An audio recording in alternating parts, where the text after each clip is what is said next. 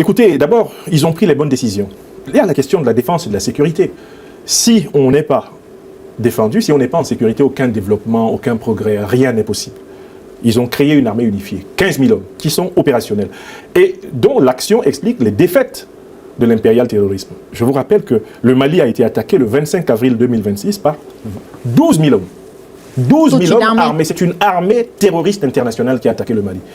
Et je vous ai dit que la France étant en difficulté pour venir en présentiel sur le terrain, avec ses alliés ukrainiens et les groupes terroristes qu'elle protège, ils ont été obligés d'aller recruter à tous les bouts du Sahel, dans le lumpen prolétariat mercenaire. Il y a des gens qui n'avaient jamais vu le Mali de leur vie et qui ont été amenés au Mali combattre pour tenter de renverser le gouvernement malien. Pourquoi ça n'a pas marché? Pourquoi ça n'a pas marché au Niger? Ça fait 2 fois qu'ils attaquent l'aéroport de Niamey et qu'ils se prennent des déculottées monumentales. C'est parce que sur le terrain défensif, l'Alliance des États du Sahel a fait des bons qualitatifs. Elle a une capacité de réplique qui impressionne les armées occidentales qui sont cachées, y compris à travers leurs satellites. Deuxième point, ils ont engagé la bataille économique. C'est quand même difficile de ne pas saluer la naissance d'une banque avec un capital de 500 milliards de francs CFA et qui va donner des crédits aux Africains pour faire des affaires. Vous savez que les affaires ne marchent pas en Afrique parce que la plupart des banques africaines ne prêtent pas aux Africains. Le fameux slogan qui dit « on ne prête qu'aux riches », mais il s'applique en Afrique au fait qu'on ne prête surtout pas aux Africains puisqu'on continue à les considérer abusivement comme des pauvres. Avec ce projet-là, on va voir naître une nouvelle économie régionale, une véritable économie endogène. Il y a un troisième terrain sur lequel ils avancent. Ils sont en train de consolider, de rapprocher les politiques gouvernementales. Que ce soit la diplomatie, que ce soit l'aménagement de l'intérieur, tous les ministres de l'Alliance des États du Sahel se réunissent en conférence interministérielle sectorielle et il y a de la cohérence qui est en train de naître. On le voit dans la circulation des biens et des personnes, dans l'espace. Ils sont vraiment au travail. Et les peuples ont la patience de comprendre que ces gouvernements-là, pour la première fois de ce 21e siècle, font vraiment la politique qu'on doit faire, avec les moyens qu'on doit faire. Alors, qu'est-ce qu'on peut leur demander? Moi, je suis plutôt sur l'idée de leur dire qu'il faut accélérer la mise en synergie des compétences de la société civile. L'Afrique regorge d'experts partout dans le monde. Il faut que l'Alliance des États du Sahel devienne un hub des compétences africaines en tout domaine. Et pour cela, il faut créer des cadres, des environnements pour faciliter cela. Aucun continent, aucun pays ne se sont développés sans l'intégration des diasporas. En effet. Et il faut créer un cadre pour cela. Et justement, en parlant des diasporas, est-ce qu'il y a des plateformes ou des cadres, comme vous le dites? Oui, alors pour le moment, il y a des cadres sur lesquels les diasporas peuvent contribuer, par exemple, à l'effort national. On peut aller au Burkina Faso, au Mali, au Niger, contribuer.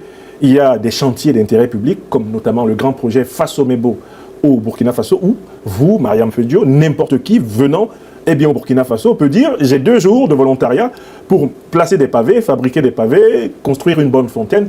Et ce sont des travaux spectaculaires. Le Burkina Faso est en chantier. Quand j'entends ces gens de la résolution de l'Union européenne dire que le Burkina Faso s'effondre, je me dis en fait c'est leur rêve de voir le Burkina Faso qui s'est effondré.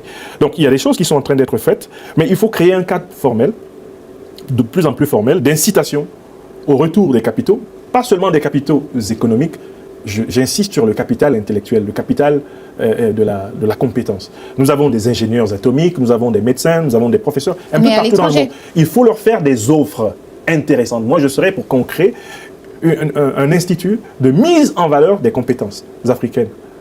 Un institut de mise en valeur des compétences africaines au Sahel. Ce serait la plateforme qui permettrait de synergiser les grandes compétences africaines de tous les continents vers l'Afrique, en donnant des conditions comparativement favorables. Parce que l'erreur qu'on commet souvent en Afrique, c'est que quand on a un expert africain de qualité, on a tendance à le sous-traiter. Alors, quand on a un expert occidental, je ne sais pas, américain, asiatique, de la même qualité, on a tendance à le surtraiter. Ce sont les traces des complexes d'infériorité issus du processus négrier et colonial. Nous devons nous en débarrasser et utiliser de manière hardie l'intelligence africaine. C'est pour cela que moi, je suis de retour en Afrique. Je suis de retour en Afrique parce que je pense que c'est là, dans cette période particulière de ma vie, que je peux être pleinement utile pour moi-même et pour tous les autres. Si ce que vous voyez là vous choque ou vous ouvre les yeux, likez immédiatement, commentez et abonnez-vous avec la cloche. AES TV continue, la suite est encore plus forte, encore plus chaud. Alors pour terminer, j'ai envie de vous poser la question de savoir, parce qu'une fois, j'ai discuté avec un Français qui m'a dit qu'on parle beaucoup du fait que le continent africain, c'est le continent du futur et que ça représente une population jeune. Mais quand on se rend sur le continent, on remarque que c'est un tout petit peu, peut-être 500 ans en arrière. Et cette personne m'a littéralement confié qu'il faudrait peut-être 500 ans pour que l'Afrique rattrape l'Occident, ou bien les pays comme la Russie. Combien de temps pensez-vous que l'Afrique devrait... combien de temps faut-il à l'Afrique pour rattraper les pays comme la Russie? Alors d'abord, je pense que le développement ne consiste pas à rattraper un pays. Donc il faut déjà qu'on sorte de ce paradigme du développement qui a été théorisé par pas mal de chercheurs occidentaux quand ils prétendaient que la marche du monde consistait, pour tous les peuples de ce monde, à aller vers la ressemblance envers l'Occident. C'est l'hypothèse de Francis Fukuyama. D'ailleurs, cela était au cœur de la conférence scientifique internationale qui a eu lieu à l'université d'État Lomonosov, à laquelle j'ai été invité. L'objet, c'était de penser le futur. Et l'hypothèse était la suivante. Mais comment peut-on penser le futur alors qu'on n'a pas la même conception du monde? L'Occident a pendant longtemps voulu promouvoir l'idée qu'il était le nec plus ultra du monde et que le progrès consistait à le rejoindre. C'est faux. Le progrès ne consiste pas à rejoindre les autres, mais à se réaliser soi-même selon ses propres valeurs. C'est ça le véritable progrès. Du coup, le progrès il se fait dans un monde multipolaire. Donc pour moi, il ne s'agit pas pour l'Afrique de rattraper la Russie ou de rattraper les États-Unis ou de rattraper la Chine. Il s'agit pour l'Afrique de réaliser au maximum son potentiel dans le cadre du respect de sa civilisation et de son identité propre. Voilà le projet. Donc un développement endogène. Alors, cette personne qui vous dit qu'il nous faudrait 500 ans pour faire cela n'a pas compris qu'une fois qu'on est dans la dynamique du développement endogène, on est libéré. Tout Africain qui a confiance en notre génie propre, qui a confiance en notre capacité de faire, de vivre en nous-mêmes, par nous-mêmes, de mettre en œuvre des solutions intelligentes, lucides, cet Africain, cette Africaine sont déjà libérés. Le progrès est accompli. L'accumulation des choses matérielles n'a jamais été la garantie du progrès. Le concept même de progrès a été malheureusement détruit par la théorie quantitative, matérialiste du progrès. Le progrès, c'est la réalisation de soi.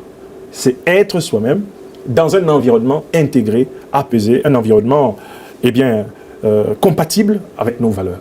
Et je pense que c'est ça qui est important pour l'Afrique. Nous ne sommes pas en concurrence avec les autres pays du monde, mais nous voulons être les meilleurs que nous n'ayons jamais été. Le professeur Franklin Nyamsi défend une vision d'une Afrique plus autonome, où les États de l'Alliance des États du Sahel, AES, renforcent leur souveraineté en s'appuyant sur leurs propres sources, leurs institutions et leur coopération régionale. Son discours met l'accent sur l'indépendance politique, économique et sécuritaire, tout en appelant les peuples africains à l'unité, à la responsabilité et à la confiance en leurs capacités. Le développement durable passe par une gouvernance solide, la valorisation des richesses locales, le respect des intérêts nationaux et un partenariat équilibré avec le reste du monde, dans un esprit de dignité et de coopération.